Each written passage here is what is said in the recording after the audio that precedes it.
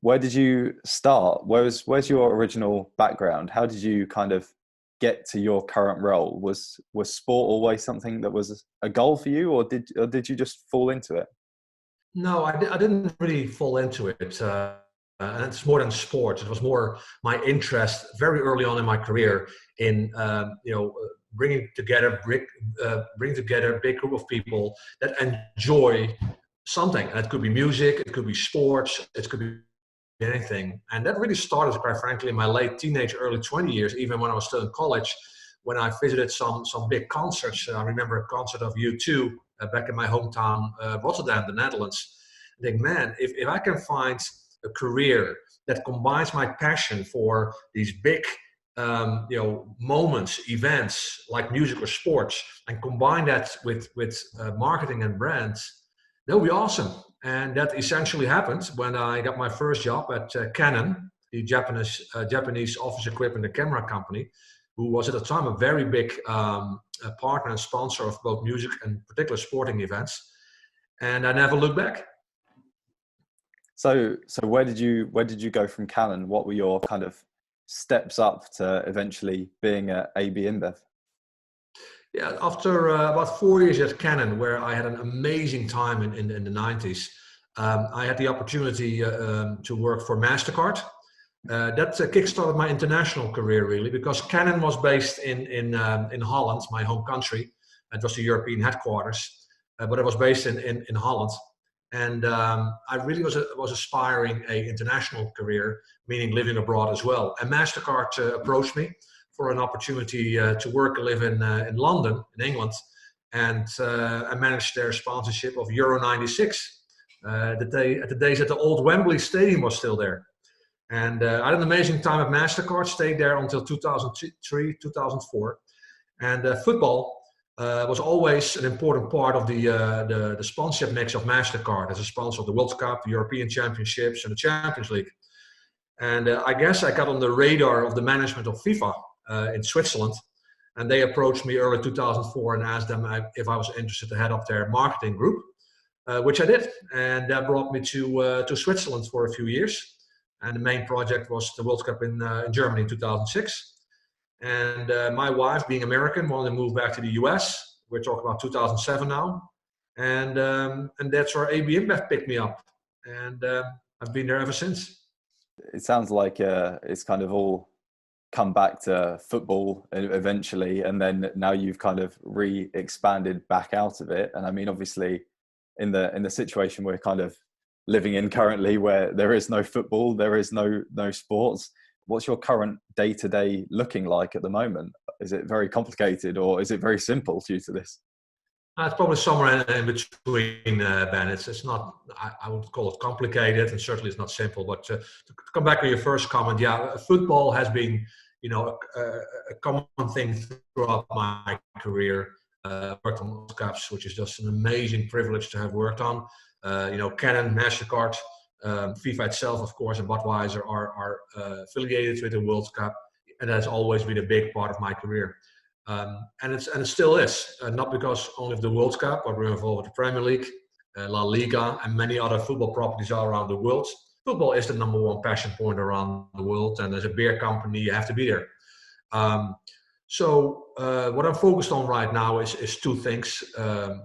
One is really working with our partners around the world to make sure that we pivot for how we kind of manage the relationship that we have right now. The Premier League is not playing, La Liga is not playing, NBA is not playing, MLB is not playing. So one is, how can we pivot now and do something now that interests sports fans who are great in sports? A lot of that is in-home, is to streaming, things online. And we're looking at post-COVID, what kind of impact is what's going to happen right now, and how long is it going to last, and how it's going to impact our relationship.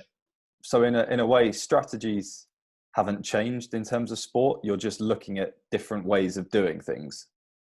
That's a fair assessment. I like to say also internally in our company is that the fundamentals have not changed in my mind. Meaning, our company's mission is to bring people together in a better world. Well, that's a big statement in today's climate, right? But it's not going to change. But how we do that will be different. certainly in the foreseeable future. The passion points that we're operating on not going to change. I don't think the interest in sports, the interest in music, will not change in our view. But how you engage with the consumers, that may be different. Is a reliance on technology when monitoring this sponsorship, is it more key now currently, or is it just as the same as it would have been under normal circumstances? In fact, it becomes more valuable and more relevant, right? And in a way also easier. I mean, the technology in terms of measurement, if you combine the two, you know, having even more focus on digital and initiatives that live on the digital platforms is just easier to measure than stuff that happens outside digital platforms. But in a way, it's I don't think it's a change. It maybe just accelerates something that was already happening anyway, because our focus has been more and more on engaging with consumers on social platforms. Because if you do a physical event, really, no matter how many people you have there, even if you have a full stadium, the cost per contact is high. So you need to scale that. And we started that process a few years ago already to move more on digital platforms, to basically turn experience into content and content into experiences on digital platforms where things are just easier to measure. So if anything, that process has started already. It's just being accelerated because everybody's at home, and the way to engage is in the digital space. Mm. It's interesting you say that in terms of cost per content. I mean, so obviously you might get more value for money from things on social media, but obviously that key impact of the sponsorship with the real physical events is still key at the same time, isn't it? Yeah, they're both valuable. I mean, you reach the scale, in our view, through the wonderful world of social media and digital, right? It has been a gift from marketers. The live events and the live contact with people remains very strong for a number of reasons. One is in our case as a beer company, you know, the hundreds, the millions of people that we reach on an annual basis at baseball parks, in football stadiums, soccer stadiums, NBA arenas. You know, that's the ultimate sampling exercise for us, right? We want to have liquid on lips so that people enjoy and consume our product. There's nothing better than that. You cannot, you know, in-home consumption is important for us, but it's a very different thing than if you go to a sport or music event and consume our products. So the balance is there, right? I'm not going to deny. I cannot wait for the time that can fill the stadiums and the arenas again. Do you think that there could be any changes to sports sponsorship after the pandemic? I mean, is obviously eSports is getting a huge boost currently as it's the only thing that's available, really. Do you think there could be a focus into that following this, or do you think there will be kind of a retraction back from eSports? No, I think gaming and eSports, you know, are here to stay, and you know, in the end, it's not that new. In our company, you know, we have been or are involved in a number of gaming eSports programs. We were involved with Overwatch. We have a great program going on with Call of Duty right now here in the US. We have a relationship with League of Legends in different places around the world. So, no, we very much recognize that space, and it's probably getting a boost now for the reasons you just mentioned. It may be more than anything else an acceleration than anything else.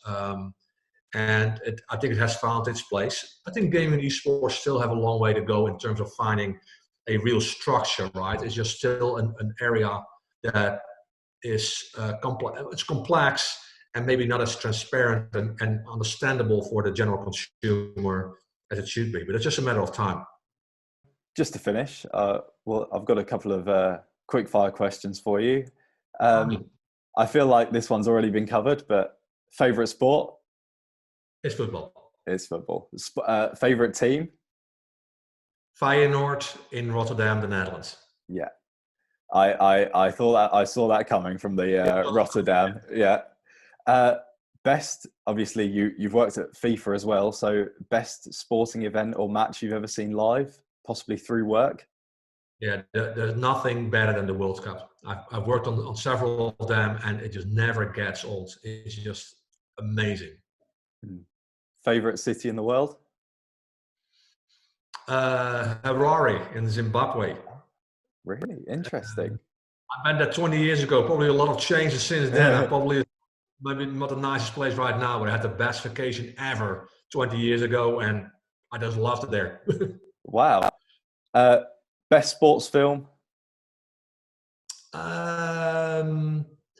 I would say I can't remember the name of the film, but it was with the Formula One with Niki Rush? Lauda and Rush? James Hunt. Yes, Yes. Yeah. Rush. And finally, the best piece of advice you've ever had, or the best piece of advice you could give? On what? Life in the sports world. Just I would say, if you want to get into the world of sports marketing, don't start in sports marketing. Get a job that's develop you in a certain discipline first, being it in legal or in sales or in marketing. Build up your business acumen and then apply it to the world of sports.